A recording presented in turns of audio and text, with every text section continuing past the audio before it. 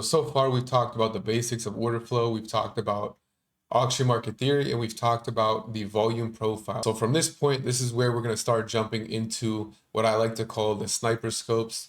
And this is going to allow you, or these tools, I should say, are going to allow you to actually read the order flow intraday. And these are the tools you're going to be watching whenever price starts trading at a key level of interest. That's why I call these the sniper scopes, because this is how you're going to really view what's happening behind the candlestick. The tools that I'm going to talk about today, we're going to start with the depth of market. We're going to go to the heat map after that. And from the heat map, I'll talk about the CVD as well, because mine is included with the heat map. And then finally, we're going to talk about footprint charts a little more. Let's just get right into it. So this right here is a software called Bootcamp. This is what the depth of market looks like if I just play. And this is what the depth of market looks like on Bootcamp. So before I go too much into all these tools, I just want to say it does not matter which platform you're using. Whatever data feed you have, it's going to show you the same exact data. So just keep that in mind. You might have, there's people that like Jigsaw DOMs, there's people that like Quantower. It does not matter the platform, whatever data feed you have, all of the platforms are going to show the same data from whatever data feed you're looking at. So just keep that in mind. Talk about the DOM a little bit. So this is a replay from today's session, August 21st.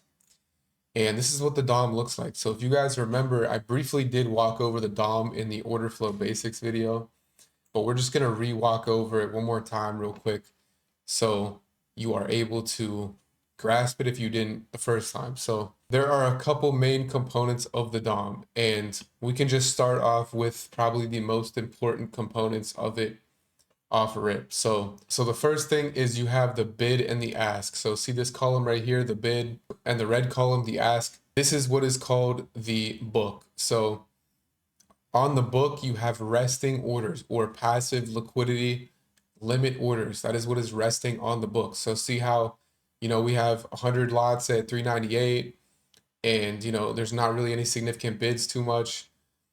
These are all just resting limit orders, okay? And then in between the bid and the ask, you have the recent bid trades and the recent ask trades. So these are just completed transactions that have occurred at these recent prices. So one thing I'll mention again to you guys, if you didn't remember, is that every single transaction that occurs in the market, it is an aggressive order taking liquidity from a passive order. So let me just pause this. So we're trading at 89.75 right here. You can see that in this recent ask column, we see a green box with 93, the number 93 on it. This number right here means that there were 93 contracts taken from the ask by aggressive market buy orders.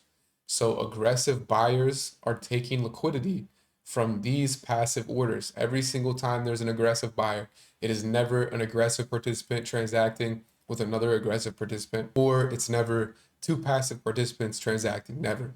It is always aggressive taking liquidity from the passive orders. So on this right side, these are all the aggressive buy orders that have recently traded.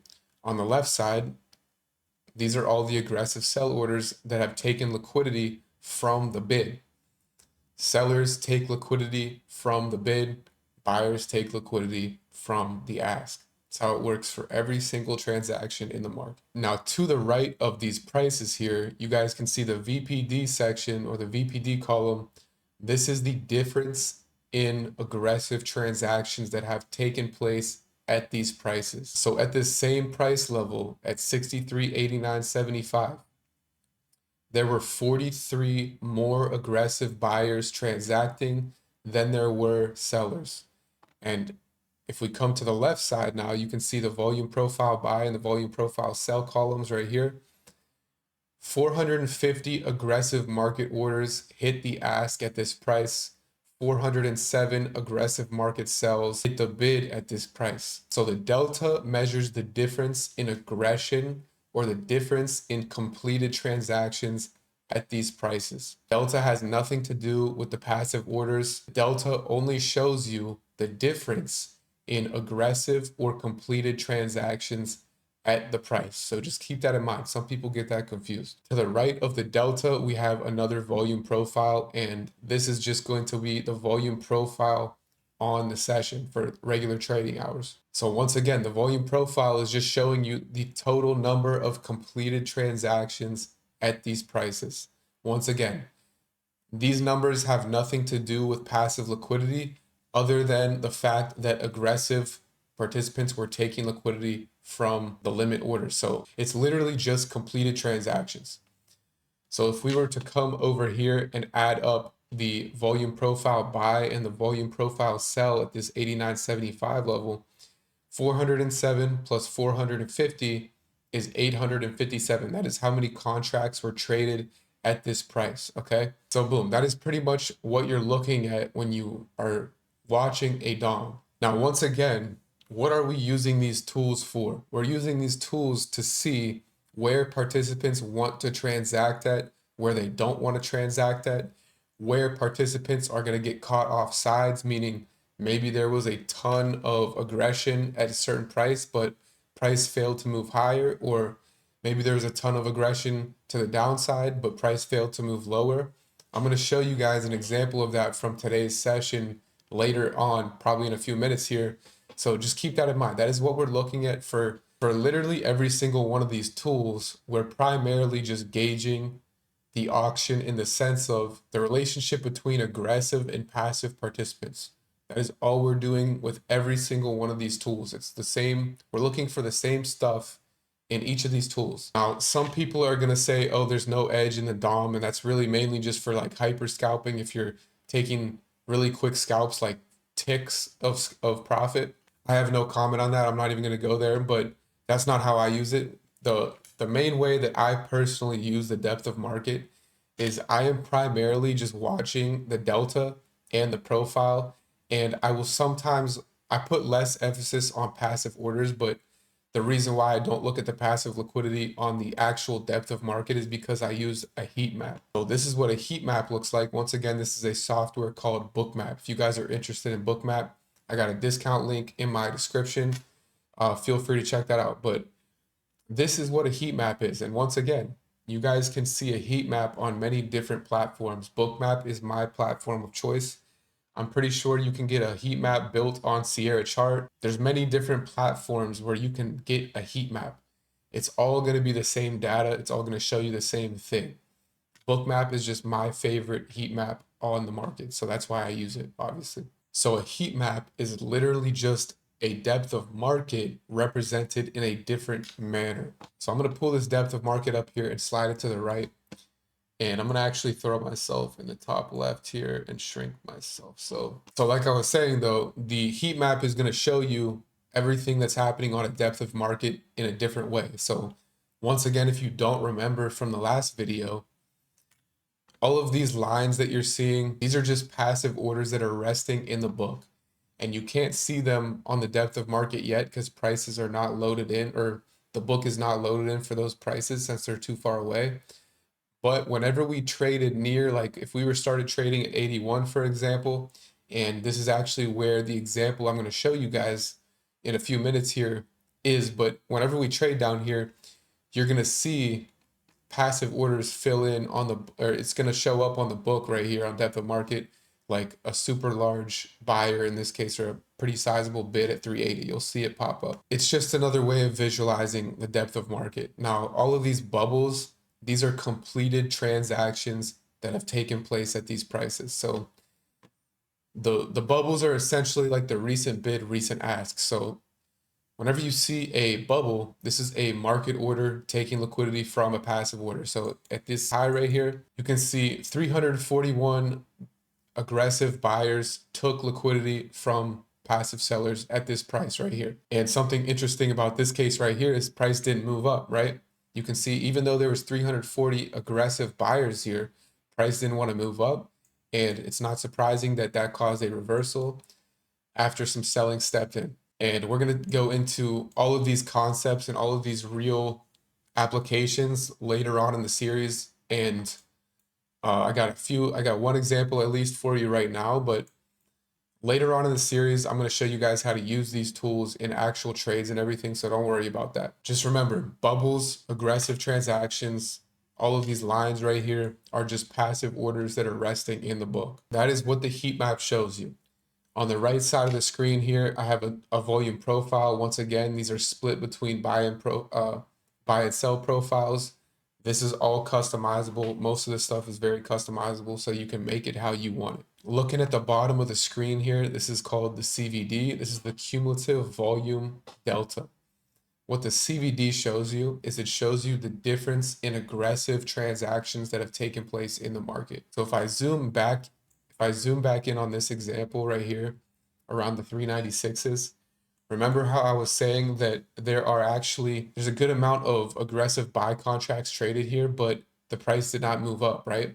And if you look at the CVD here, see this jump in the CVD where we make a new high on the CVD, but the price did not make a new high. This would just be a divergence. And in other words, what this is showing you is that it's showing you there's aggression in here, but despite this aggression, the market's not moving higher. And if I zoom in even further, you're going to see that this actually was a large seller transacting at this price that you honestly would have had you would have had to been pretty zoomed in to even see it. It kind of sneaks right by you. But that's also why I have the absorption indicator on for the most part. So if there's any contracts, like if there's any limit orders that sneak in the book, like damn near at the market price, it's kind of hard to see them, especially if they're bigger like this. So like sometimes that can happen. And one thing that I haven't mentioned yet is that all of these passive orders, every single passive order in the market, these can be pulled at any time. These do not have they don't have to transact. Like we could come up here for this example's sake, like we could come up here to these orders at 398 and these could just completely disappear without ever transacting. That's known as spoofing or just pulling from the book. So just keep that in mind. That's why I really don't place too much emphasis on passive orders unless they've transacted, because there's really no way of knowing if they really have the intention to transact or not. Unless they transact, you'll never know if they're going to or not. That's something about the limit orders. That's why I don't place too much emphasis on limit orders personally. And that's just how I've learned to do it. But sometimes they definitely have some degree of relevancy. Absolutely. It just depends on the situation and the price and all of that. So we'll get into that more later on in the series. And like I said, I'm going to show you guys actual examples of trades and setups where you'll use these sniper scopes, I'll call them, to actually confirm an idea or take a trade. So just don't worry about that. But I'm going to keep saying it over and over in this video. Every single one of these tools, we are just using them to see the relationship between passive participants and aggressive participants. To sum it all up for you guys, we're looking for participants to get caught off sides most of the time and to be put in pain to capitalize on their pain. Because whenever there's pain, there's gain. And like in this case, with these buyers up here, if there's 350 lots, that's a huge transaction. That's a ton of money that if this is an institution or something, they're not going to hold this thing all day long. They're not going to hold this thing into a negative to a certain point. So what they're going to do is whenever they get put underwater, they're going to start dumping it off and they're not going to want to hold it into a loss. So that just causes a reversal, or it's going to cause a move to the opposite side of whatever, if they're buyers or sellers getting caught off sides, is what they would call it. We're looking for people getting put in pain. We're looking for significant effort and no reward, meaning we're looking for a lot of volume, trying to move price up or move price down, and price is not rewarding them. Price is not moving up or down in the way that they're trying to move it. And whenever that happens, you can bet on them dumping the position and causing a reversal or starting a reversal. So it's the same thing. These are all going to be different tools, and it can seem very overwhelming and confusing at first, but that is really all you're doing. You're looking for areas where significant volume traded, and you're looking for areas where there's significant effort and no reward. It's the simplest way I can explain it to you guys. So let me just skip to an example from this session and I can talk you guys through that. So we actually had a demand zone today right around 378. So I'm going to mark this out. 378, there was a 1 hour demand zone that formed yesterday, right? So if I skip ahead here, Oh, all right, I skipped a little quick, but you can already see here, right? Right at this 380 level, you can see all these large aggressive sellers trying to move price down, right? It's pretty blatant whenever you zoom out and you just see giant red bubbles. So these are aggressive sellers taking liquidity from the bid. But what you're going to notice is despite all of this selling right here, price isn't moving down very much, right? And there's actually some more that's going to come in. So if I just let this play on 4x speed, if I remember correctly, this happens pretty quick. I'm going to slow it down to 2x, but over to the right side of the screen, look at this delta. This sticks out like a sore thumb, right? Sticks out like a sore thumb. And look at that. If I pause it, now it's negative 1400. And if I zoom in on the heat map, you can see there's a bid here. The bid fills, another bid. So this would be a rebid. Bid fills again. And there's a ton of selling taking liquidity from these bids. They're trying to move price down. And even once again, see how you can barely even see the bid? That's why I like to have the absorption indicator on Bootcamp that you get with Global Plus, because sometimes these bids come in here at market price and they just sit there and they'll fill, but you don't even see them. So like there are passive buyers at this price trying to buy all this aggression up. So at this price right here, I mean, we got negative 1500 delta traded at 380. Tons of selling that is not moving price down. And once again, if I show you the CVD, check this out. CVD, this is where the first batch of large selling came in right here. Flattened out. Another huge order came in. See how it just goes straight down like that? But price is pretty much the same, right? Price didn't really do that. Price is not following the CVD. So what you can infer from this activity is that there's a passive buyer scooping up all this aggression. And another thing that I forgot to mention earlier is that passive participants don't necessarily have to appear in the book. So it's sometimes you're going to see a lot of aggression that's not moving price, but there may not be limit orders that's absorbing the price. You might be kind of confused. You'll look at it and you'll see a ton of aggression, but there's no limit orders. And you're like, what's going on here? These institutions and these big players have ways of hiding their size so they aren't appearing in the book, because if they did show themselves, if they showed how many contracts they wanted to fill in the book, most likely the market would never even try to fill them. So these are tricks that are played in the market, but this is also why I'm saying sometimes passive liquidity can be a little tricky, and that's why I don't place too much emphasis on it, because they can pull, they don't have to transact, they could sit in the book and basically fake it like they want to transact, and then as soon as price gets there, they'll pull. Or they can not even appear, and there's certain things that can happen like iceberg orders, and there's ways that these institutions can hide their actual size. So just keep that in mind. The best way of really gauging the market is by looking at the completed transactions. I'm going to have examples for you guys later in the series where I'll show you examples where there's absorption, but there's not like limit orders that you can see in the book. It'll just be like a certain range of prices is not breaking despite aggressive volume coming in. Just keep that in mind. But let's just come back to this example real quick. So in this particular example from today, at this 380 level, it's pretty obvious. Like this is one of those things that smacks you in the face. This is what I would call anomalous behavior. So whenever you see something like this is where the best trade theses come from: anomalous activity, stuff that smacks you in the face, stuff that is very blatantly suspicious in the market. So like you see this today. So you see this today, right? And you're like, okay, there's a ton of selling that's not moving price down. Yeah, we broke below it, but if price gets above 380, all of this aggressive selling is going to be put underwater. So we got passive participants, we got passive buyers in this case, absorbing 1,500 lots of aggressive sell orders. And keep in mind, this is happening in a demand zone. So whenever I say you combine the order flow with other strategies, this is what I'm talking about. Like we can now verify, all right, there's a ton of passive buyers in this demand zone, right? And we already know that there's a ton of selling that's in pain here. So if I just let this play, I'm going to show you guys what happens. And I'm going to zoom out just a little bit. So the next piece of the puzzle is what happens when price gets above 380.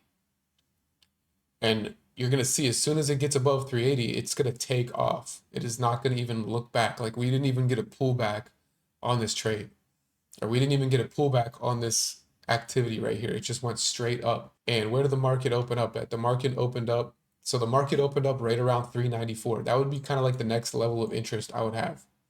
I did not take this trade today, but someone I know did. And I saw this happen in real time. The only reason I didn't take it is because I didn't get a pullback to get long. Sometimes absorption setups can be like that where you're not always going to get a pullback. Depends on the situation and everything. And that was kind of what happened today. But like as soon as price trades above this 380, if you're not seeing responsive selling like you did, if you're not seeing selling trying to defend this 380 like it was earlier, you can put it on long and you can put your stop loss even below 380 once we're trading above it, or maybe below the low or something. It's all kind of subjective to you, but this is an example of sellers getting absorbed today. And we identified that by just looking at the heat map for one, or if you were primarily looking at the depth of market, you're just going to see all this delta right here build up at 380. That was a really good example of these sellers getting trapped here in a demand level that we could verify by using order flow tools. So now going on to the footprint chart, I'm going to show you guys the same thing that happened at this price. So on the footprint chart, this is what it looks like. And I know this footprint chart looks a little bit different than a typical one you might be used to where the bid and the ask are on it, but the way I have my footprint chart set up, this is basically a Smash Lido template that I kind of made my own. In the middle column here, this is just the total volume transacted. On the right column here, this is what the volume profile is for the footprint chart. On the left side here, this is the delta at these prices in the footprint chart. On the right side of the screen, this is a volume profile with the delta over top of the profile, right? So the same thing as always. I know I keep saying it, but all we're doing when we look at all these tools, every single one, is we're looking for places where there's significant effort is not being rewarded. That's like the main thing. Just looking at the footprint chart, we could see tons of selling at 380 right here. This is the start of it. Tons of selling at 380, and look at this negative delta candle at the bottom of the screen. So these candles right here, this is the delta per footprint chart. So instead of using like an actual number for the delta within a footprint, I just use the candlestick chart. Obviously, a ton of negative delta, and the numbers actually over here to the right. I really don't look at it too much unless it's super significant. So you're just gonna see like right here, there's negative 1,500 contracts in this footprint chart. There were 1,500 more aggressive sellers than aggressive buyers. That's really all you need to know. So next footprint, nothing really significant in this footprint. The following footprint, you can see now we got negative 802 contracts traded at that 380 once again. So I'm just looking at this activity, and this is anomalous behavior. Like I said, this sticks out like a sore thumb. This is very blatant. This is not something you have to think about at all, right? You see this and you're like, damn, there's negative 1,700 delta at 380 right now. Like it requires literally no thought. If these guys get put underwater, if price trades above where they were selling at, they're going to start buying their positions back. That's exactly what happens. So typically what you want to do for absorption, this happened very quickly today, but typically what I do is I wait for the absorption to occur, and then I wait for the opposing side to step in. So like in this case, I would wait for buyers, and that could be showed by a delta flip where you see buyers, or you see aggressive buyers come in that turns the delta more positive and start filling offers above prices and potentially get in on a pullback. That's normally how I trade these, and that's why I didn't get it today. But yeah, the footprint chart is essentially another version of looking at how transactions occurred within a certain period or within a certain range. Like one thing I also didn't mention in this video is These footprints are not time-based footprints. This is not a time-based footprint chart. This is a volume by price based chart. So if you look at the bottom of the screen here, you can see all of my candles are different times. They're very sporadically, they're not equidistant. All of these candles form whenever price trades outside of a 5-point range. That's how I like to have mine set up. So sometimes it looks cleaner than other times. Like right down here, it doesn't look as clean. If I would have had like a 7 or 8-point footprint chart, this would have looked a lot cleaner on a footprint chart, but that's also why you just use the delta from the session. And this is, once again, another thing you can get by looking at the depth of market in the delta column, right? So we just see negative 1,700 contracts traded at 18 or at 380, excuse me. Bam, they get put underwater. It's a great example of sellers getting trapped and put underwater. Now I could show you guys another example on the session. This is a trade that I did take today, and we basically retested where these passive buyers were at 1,700, and you can see that this supported price. So we immediately bounced off that, reclaimed the previous week's low, and we come up here, and as we're moving upwards, this is where you can start to see another shift in momentum up here. As soon as we get up to these 407s, 410s, what do you notice here? You can see positive delta, positive delta, positive delta. The most positive delta is obviously right here at 407. We got positive 1285. So we trade above this area, and you can see now we got negative 70. Now we got negative 777 at 410.75. This is basically where you're seeing buyers starting to get absorbed right here. We're waiting for sellers to step in. I did not take this trade, by the way. And you could have basically viewed this as sellers stepping in and taking control. So this is what it looks like on Bootcamp. This is where these buyers start getting trapped at. See this absorption indicator going off? And you can see all these passive orders, right? All of these aggressive buyers filling these passive orders right here, but they're not really able to move price up too high. Like look how strong that CVD divergence is. Here's the high on the CVD from this high. And this high is not too far above it, but this high is decently far above it. There's essentially like 1,000 contracts caught off sides right here, basically. So after you see this, the way I like to play them is I like to see sellers step in first and then look for a short opportunity. So you get some selling stepping in here, and you know that sellers are in control when they start filling bids and price is remaining below the bids that fill. So like 404, we're filling 404s. Looks like 404 actually pulled right here, but there's some larger volume right here. Filling 404s, staying at 404, not trading above it. And we got some more bids down here, 403, filling them, not trading above it. So these are sellers. This is sellers taking control right here. So this absorption reversal example is a little bit sloppy, but the whole idea behind a reversal and using these tools is we're looking for the momentum from the side that's winning to slow down or be taken over. Like the momentum slows down right here when buyers basically get stuffed, sellers absorb all these aggressive market orders. So after you get that slowdown in momentum or that halt in momentum, after that happens, now we're looking for the other side to show interest and take control. That's what it's going to look like for every single absorption setup or every single reversal setup in general. It can either be momentum slowing down by absorption or exhaustion, where they just completely lose control. Like in this case, you can see buyers exhausted up here at these highs. Up here, buyers exhausted, and then sellers start stepping in here heavily. That's what you need. It's always a two-step thing. It's absorption or exhaustion followed by the opposing side taking control. In this series, I'm going to show you a bunch of examples of different absorption reversals and even some continuation setups and how we can actually use these tools to better make decisions. This was a video giving you guys the general rundown, but if there's anything I want you to take away from this video, it's that every single one of these tools, we are using them to gauge the relationship between aggressive participants and passive participants. For every good reversal, you need to have passive participants and aggressive participants working together. That's how the tides turn.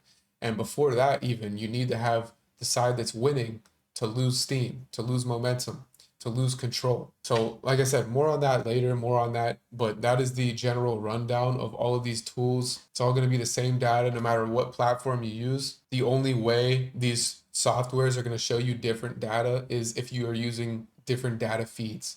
So like these are both on Rhythmic, for example. So let's just use this 410, for example, 410.75. See how there's negative 777 contracts in the delta?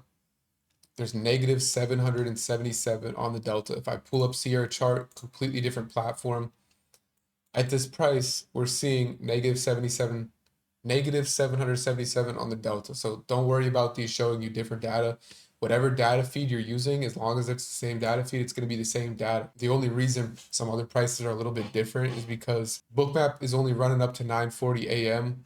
in this chart, and my Sierra has been going all day long. So if you're wondering what's up with this 1285 versus the 1053, it's just because price actually did come up here later on, and you'll see that change if I just played this out till the same time I had my Sierra at. So that's a general rundown of the sniper scopes, what I like to call them, and basically how you're going to view what's happening behind a candlestick chart. So in the next few videos, I'm going to show you guys how to actually get key levels to where you're actually going to want to view the price action at, because you're not just looking at the order flow data all day without any reference points.